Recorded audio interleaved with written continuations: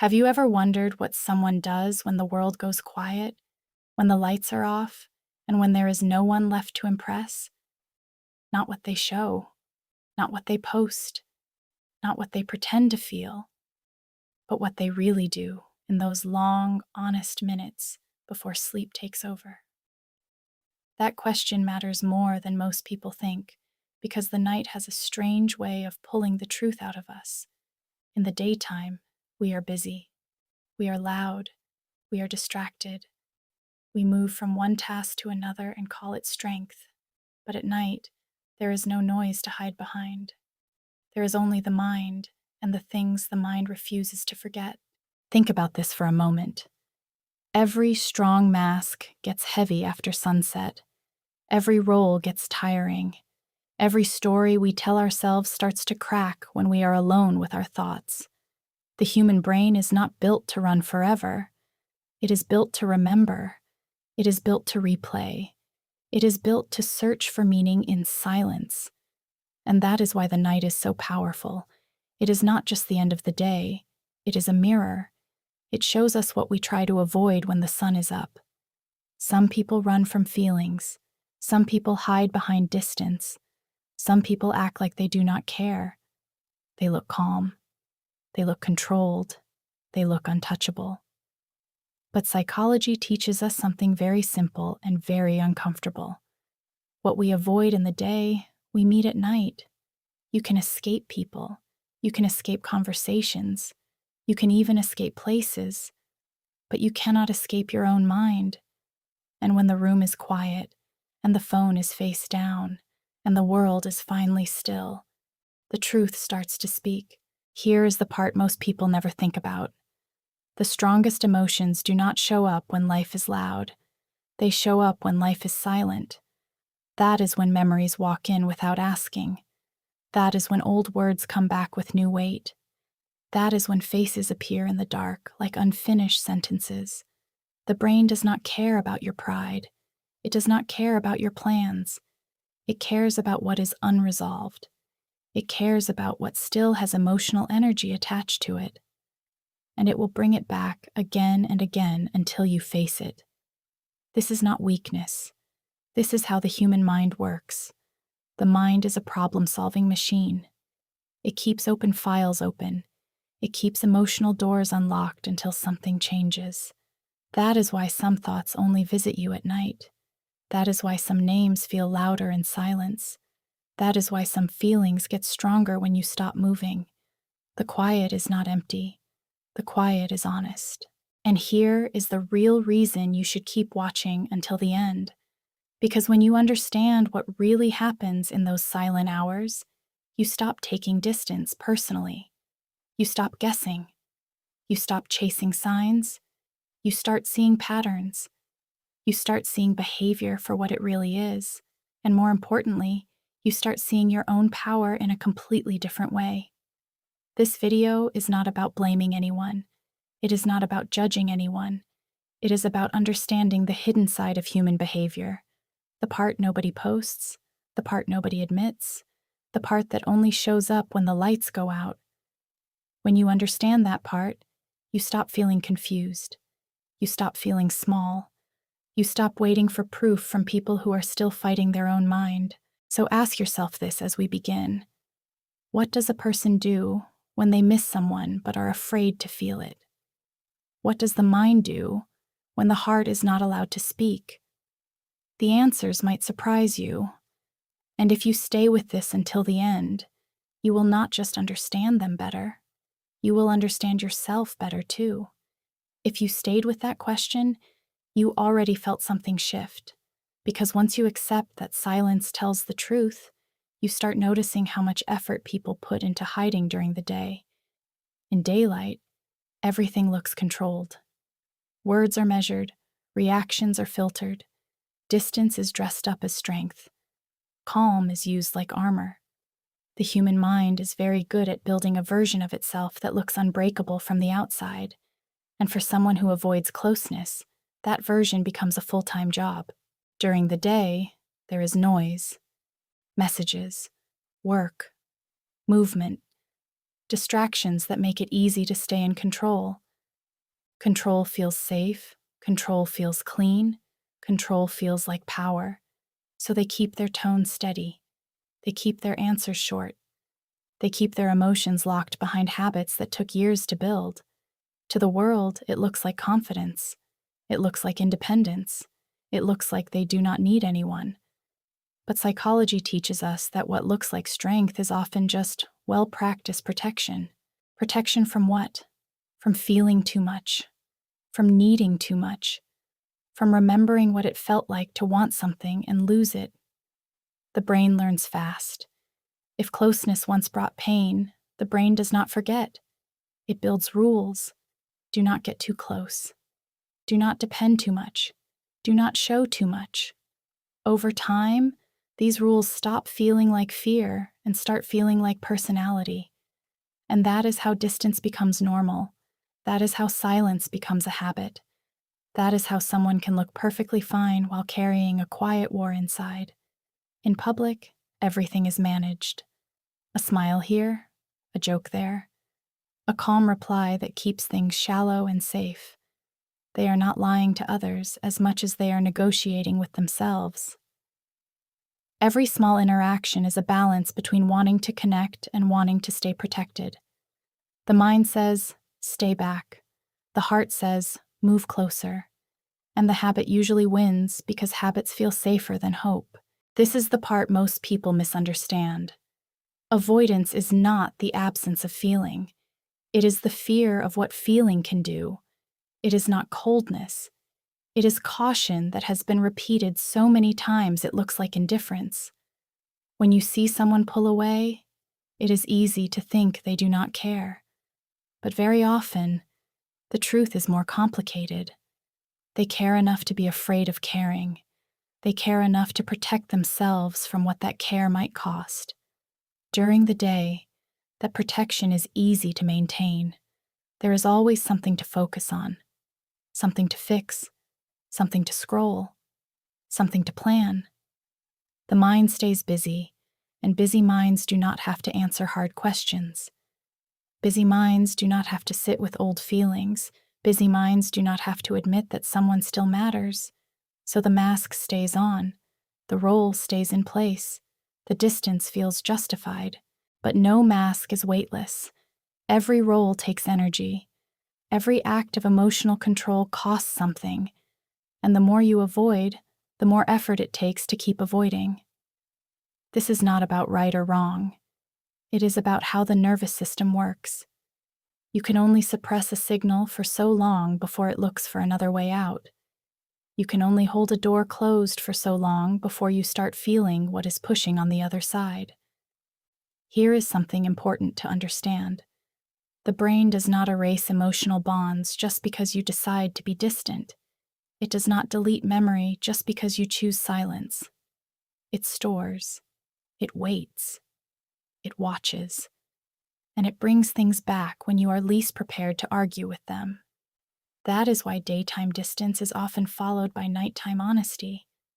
Not because someone is weak, but because the mind finally runs out of distractions. So when you see someone acting untouched in the day, remember this. You are not seeing the whole story. You are seeing the part they have practiced. You are seeing the version that helps them function. You are seeing the shield, not what the shield is protecting. And this is where your own power begins to grow. When you stop measuring truth by surface behavior. When you stop chasing reactions. When you start understanding patterns instead of taking things personally. Because the real shift happens when you realize this is not about you proving your worth. It is about you understanding how human fear works. It is about you choosing peace over guessing games. It is about you stepping out of the habit of trying to decode silence and stepping into the habit of building your own emotional stability. When you do that, something interesting happens. You stop shrinking yourself to fit someone else's limits. You stop waiting for signals that may never come in daylight. You start valuing clarity over confusion. And that alone changes the entire dynamic. Not by force, not by pressure, but by self-respect. And this is why the night matters so much. Because the night does what the day cannot. It removes the mask. It turns down the noise. It takes away the performance. And what is left is not the role. It is the real conversation inside the mind, the one that has been waiting all day to be heard. When the lights go off and the world finally slows down, something changes inside the human mind. The body may be tired, but the thoughts become louder. The noise of the day fades, and the quiet creates space. Space for memories, space for questions, space for feelings that were pushed away for hours. This is not imagination. This is how the brain is wired. When there are fewer distractions, the mind turns inward. It starts sorting. It starts replaying. It starts opening emotional files that were kept closed all day. During the day, control feels easy because attention is divided. Tasks, messages, movement, and responsibilities keep the mind busy. Busy minds feel safe. They do not have to sit with unfinished emotions. They do not have to explain old attachments. They do not have to admit that something is still unresolved. But at night, there is no crowd to hide in. There is no schedule to lean on. There is only you and your thoughts. And thoughts do not care about the stories you tell the world. The brain is a pattern machine. It looks for what matters. It looks for what is missing. It looks for what still carries emotional weight. That is why certain memories show up more at night. Not because you want them to, but because the mind is trying to finish something it never got to finish. Emotional energy does not disappear just because you avoid it. It waits. And silence gives it permission to speak. This is where many people get confused. They think distance means forgetting. They think silence means moving on. But forgetting is not a decision. It is a process. And silence is not always peace. Sometimes silence is just a pause between two waves of feeling. The nervous system remembers what once felt important. It remembers safety. It remembers loss. It remembers connection. Even when you tell yourself you are fine, your body and mind are still keeping score. At night, defenses are tired. The mind has spent all day holding things in place, controlling reactions, managing tone, avoiding certain thoughts. That takes energy. And when energy drops, honesty rises. Not public honesty, private honesty. The kind that does not need words. The kind that shows up as a tight chest, a sudden memory, a heavy feeling that comes from nowhere and stays longer than you want it to. This is not weakness. This is biology. The brain processes emotion in waves.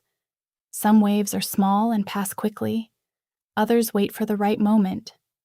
Night is that moment. The lights are low. The world is quiet. The mind is no longer performing. It is no longer protecting an image.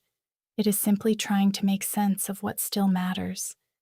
And here is the part most people never learn. The mind does not bring back what is finished.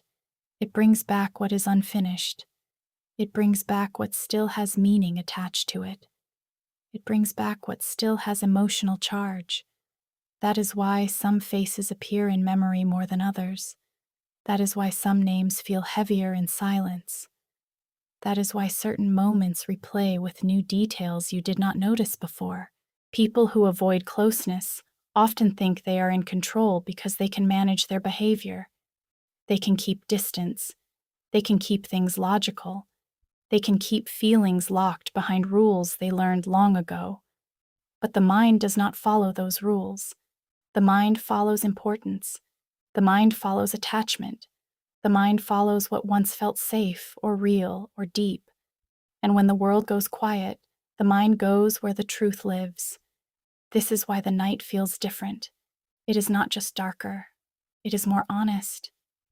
It does not care about appearances. It does not care about pride. It does not care about the version of yourself you show others. It cares about what is unresolved. It cares about what still hurts. It cares about what still pulls at you even when you pretend it does not. You might notice how time feels slower at night. Minutes stretch. Thoughts linger. Feelings feel heavier. That is because the mind is no longer rushing forward. It is looking backward and inward. It is connecting dots. It is asking questions that were too uncomfortable to ask during the day. And the more you have avoided something, the louder it tends to become in these quiet hours. This is also where growth begins, even if it does not feel like it, because awareness starts in silence. You cannot heal what you never allow yourself to feel. You cannot understand patterns you never slow down enough to notice. The night forces that slowing down. It removes the escape routes. It leaves you with yourself. And this is not just about them. This is about you too. Understanding this changes how you see behavior. It changes how you see distance. It changes how you see silence. You stop thinking in simple labels. You start seeing the human nervous system at work. You start seeing that most people are not cold. They are careful, not empty, just protected. When you really understand what quiet does to the mind, you stop chasing surface signs. You stop needing constant proof. You start trusting patterns over performances, and you start building your own emotional strength from a place of clarity, not confusion. Because the night does not lie. It reveals. It strips away noise. It shows what still matters when nothing else is demanding attention. And what happens in that silence explains far more than anything said out loud. What night does to the mind. When the mind starts turning inward, something else begins to happen at the same time. The walls that were carefully held up during the day start to lose their strength. Not all at once, not in a dramatic way, but slowly, in small, quiet moments. The kind that arrive when you are lying still and your body is tired of pretending. Emotional control is not a switch, it is a muscle. And like any muscle, it gets tired when it is used all day. Those walls were built for a reason. They were built to protect, to prevent old pain from coming back, to stop disappointment from finding the same place twice, to keep the heart from walking into a room that once hurt it. Over time, those walls become familiar. They feel safe, they feel smart, they even feel like strength. But safety built on fear always has a cost. It costs connection, it costs honesty, and eventually it costs peace. During the day, the walls stand tall because there is energy to hold them up. There is movement, there is noise, there is purpose. But at night, energy drops. The body slows. The mind no longer has enough fuel to keep every door tightly shut. That does not mean everything rushes out. It means small cracks appear. A memory slips through. A feeling shows up without warning. A thought stays longer than you want it to. This is how the nervous system works. It is not trying to hurt you. It is trying to balance you. When you suppress something for too long, the system looks for another way to release the pressure. Silence becomes that way. Stillness becomes that way. And suddenly, the thing you were so good at avoiding starts sitting next to you in the dark. At first, it may come as resistance. A quick thought you try to push away. A memory you tell yourself does not matter anymore. A feeling you label as weakness. But the more tired the mind becomes, the less convincing those arguments sound. You cannot negotiate with your own emotions forever. Eventually, they stop asking for permission and just show up. This is where many people feel confused. They think that because they chose distance, the distance should erase the feeling. They think that because they stayed strong, the strength should make the past smaller. But emotions do not follow decisions. They follow attachment. They follow meaning. They follow what once mattered enough to leave a mark. And marks do not disappear just because you stop looking at them. So the walls crack. Not because someone wants them to, but because holding them up forever is impossible. The mind needs rest, the heart needs honesty, and the body needs release from the tension of always being on guard. When that tension finally drops, even for a moment, the truth steps forward. That truth is not always clear. Sometimes it is just a heavy feeling. Sometimes it is a sudden wave of missing something you thought you were done with. Sometimes it is a quiet question that has no easy answer. But whatever form it takes, it carries one message. There is something here that was never finished. This does not mean someone is weak. It means they are human. The strongest people are not the ones who never feel. They are the ones who feel and still keep going. But when feeling is treated like danger, the mind learns to hide it instead of heal it. And hidden pain does not disappear. It waits. You can see this in how thoughts behave at night. They do not rush. They do not follow plans. They drift. They circle. They return to the same places again and again. That is not the mind trying to torture you. That is the mind trying to solve something that was never solved. It is like a door that was closed too quickly. The mind keeps walking back to it, not to reopen the wound, but to finally understand what is behind it. For someone who avoids closeness, this can feel especially uncomfortable, because closeness means vulnerability, and vulnerability once meant risk. So the walls were built, the habits were formed, the distance became normal. But at night, when the walls weaken, there is a moment of honesty that is hard to escape, a moment where the heart is louder than the rules. This is also where you begin to see the difference between control and peace. Control is tight. It is rigid. It takes constant effort. Peace is softer. It does not need to be defended. When the walls start to crack, it is not a failure. It is the nervous system asking for relief. It is the mind asking for truth instead of performance. Understanding this changes how you see silence. It changes how you see distance. It changes how you see emotional walls. You stop thinking of them as proof that someone does not care. You start seeing them as proof that someone learned to survive by staying guarded. That does not excuse hurtful behavior, but it does explain the struggle behind it. And here is where your own strength grows. When you stop trying to break someone else's walls. When you stop measuring your worth by how high or low those walls are. When you start building a life that does not depend on someone else's fear relaxing. You become steadier. You become calmer. You become less reactive and more grounded, because the real power is not in forcing closeness. It is in understanding distance without letting it define you. It is in seeing the cracks without trying to push your way through them. It is in knowing that every wall that is held up all day will eventually get tired. And when it does, the truth does not come out in noise. It comes out in quiet. That quiet is not empty. It is full of answers. It is full of unfinished feelings. It is full of the parts people hide when they are busy being strong. And once you understand that, you stop chasing proof in daylight.